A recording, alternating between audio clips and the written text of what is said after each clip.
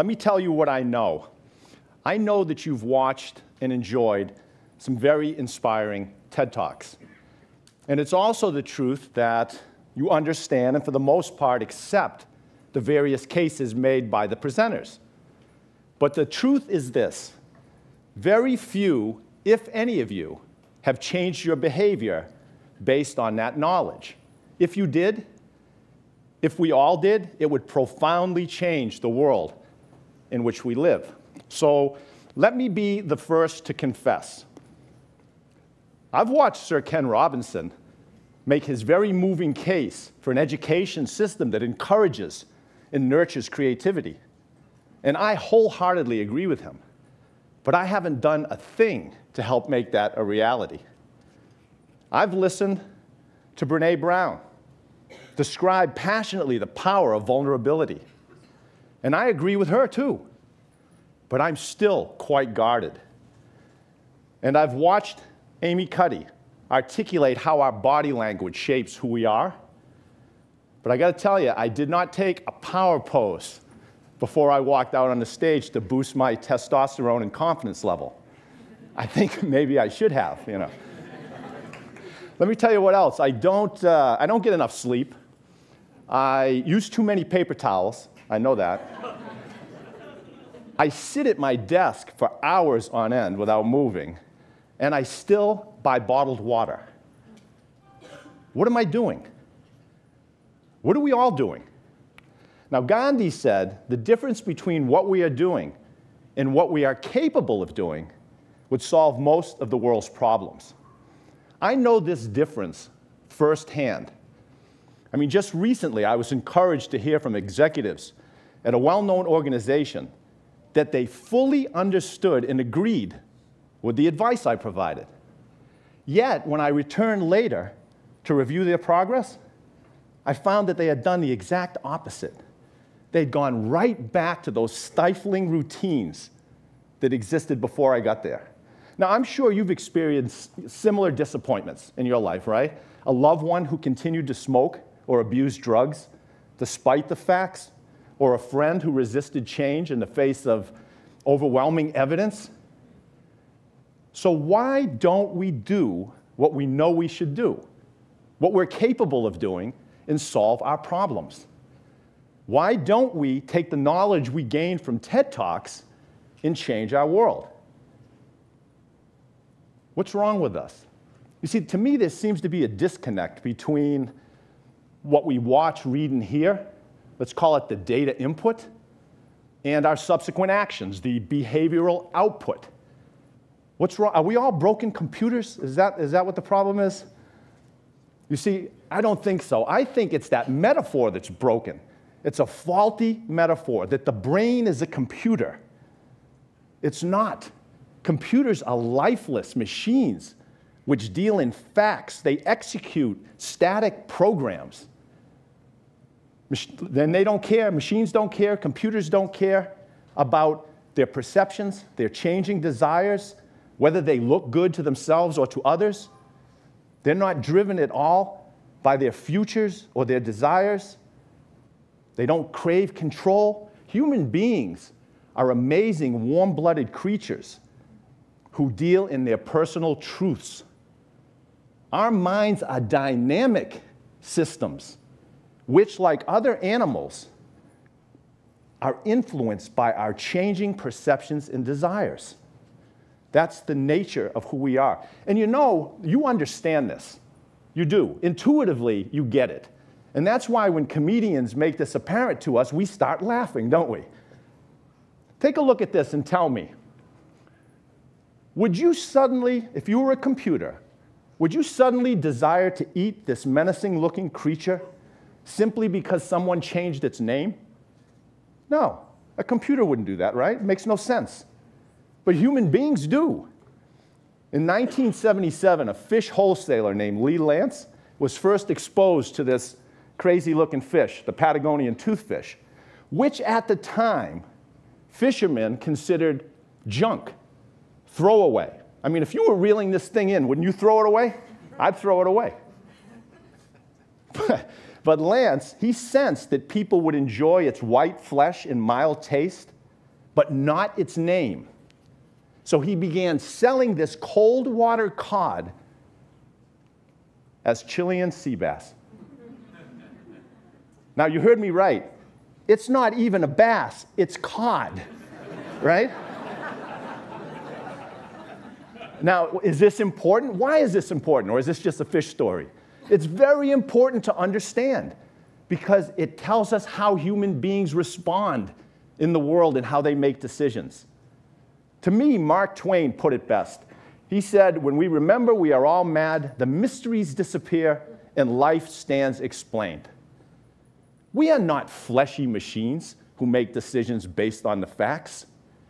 We are mad, feeling creatures who are being pushed and pulled by our environment, by our instincts, our truths. I know what you're probably thinking, some of you, maybe most of you. Facts, truth, come on, what's the difference, right? Trust me, there is a profound difference. And if you're interested in solving your problems and changing the world, you need to be intimately aware of what that difference is. The screenwriter, Robert McKee, wrote, "What happens is fact, not truth. Truth is what we think about what happens." So here's a fact. You and I are outgrowths of a huge living sphere that's rocketing through space right now faster than a bullet shot out of a gun around another ball of fire. That is a fact, but it is not your truth. You see, if it was your truth, if you defined yourself as the world rather than this little short-term passenger on it, it would profoundly affect how you live your life. Now listen, certainly we make decisions based on facts. Let's end that debate right now, right? Like the price of a cup of coffee, which I just read is going up. So go get your coffee now.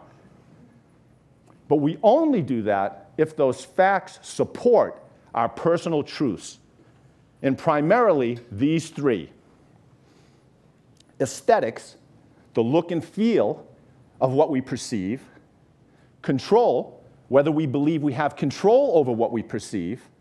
And identity, how the choices of what we perceive will affect our futures, especially the evolving story of who we think we are and who we want to become. Aesthetics, control, identity. So let's start with aesthetics because in our environment, that's where we usually start, right? What draws us into anything new. So aesthetics is simply our desire for sensory pleasure and stimulation. The look, feel, taste, and engagement of stimuli in our environment. We're drawn to beautiful, fun, and entertaining objects and experiences like an iPhone or the latest blockbuster film. But here's the thing.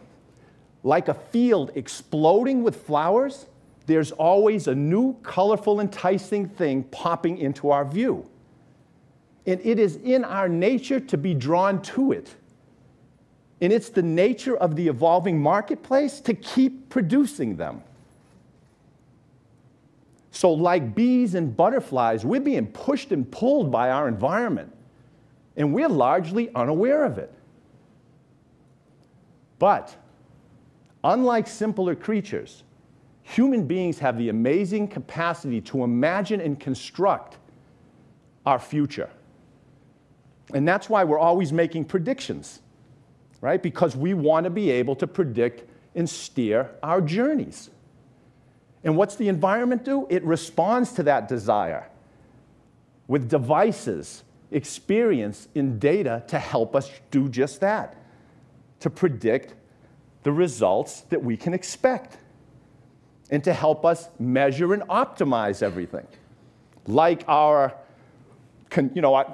calories, the expenditure of calories, our charitable contributions, even our travel plans. Now, I don't know. I've been thinking a lot about this. Maybe measurement and data, maybe that'll solve all of our problems. I don't know. What do you think? I don't know. I have my doubts. It was probably about a little while back, a couple months ago, I saw this guy at the gym flat on his back, shaking his hands like this. And I got really nervous. I walked over and I said, hey, are you okay? And he says, look, I'm fine. I have my family and my friends, we upload our activity levels each night to the internet so we can track each other's progress. He had that little activity tracker attached to the glove on his hand. He said, I'm just adding more steps to my workout.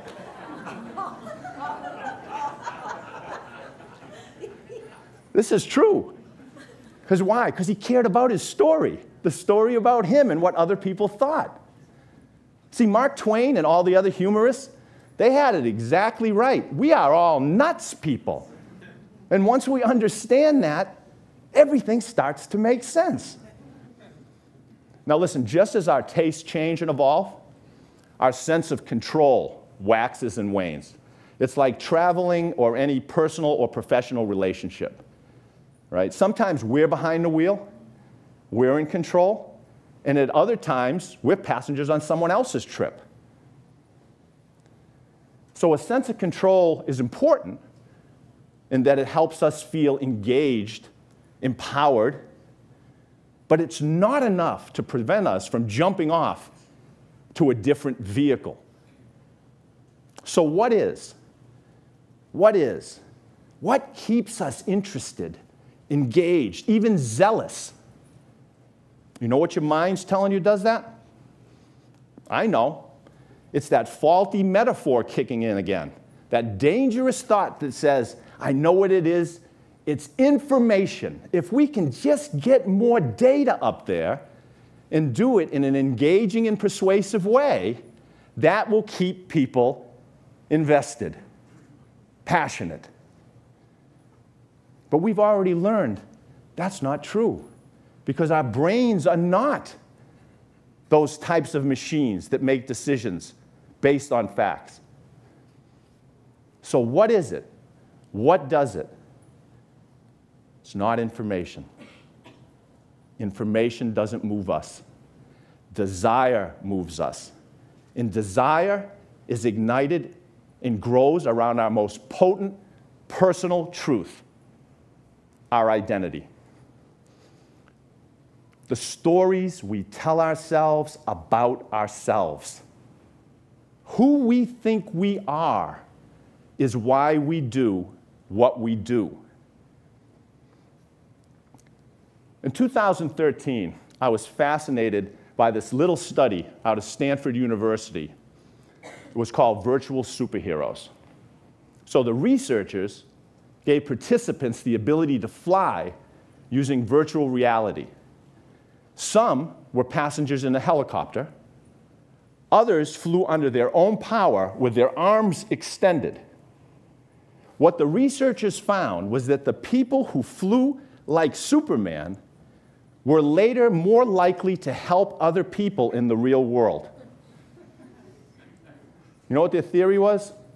Their theory was that their inner experiences inspired them to embody the role of superhero without them having the slightest clue.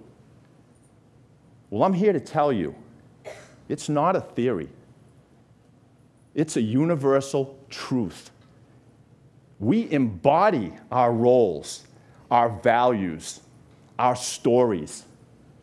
We live in those stories, and we live according to them. We feel like rebels when we zip up our leather jacket and hop onto our motorcycles.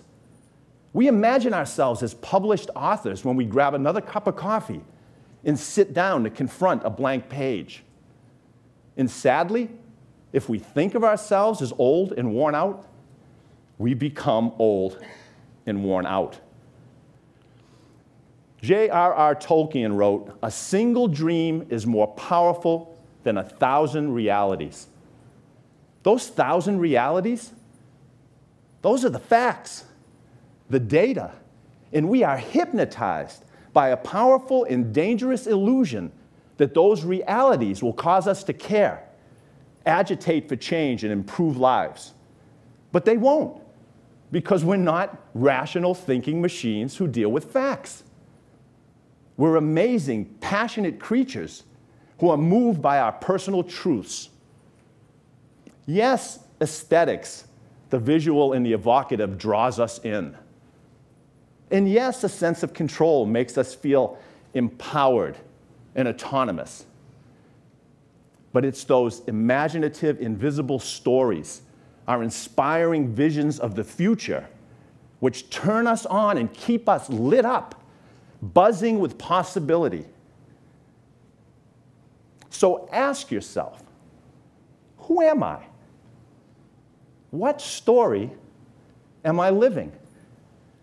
Because it's our identity, it's our personal narratives that move us to change the world and to improve our lives and the lives of others.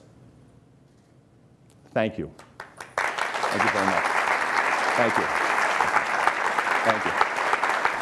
Thanks.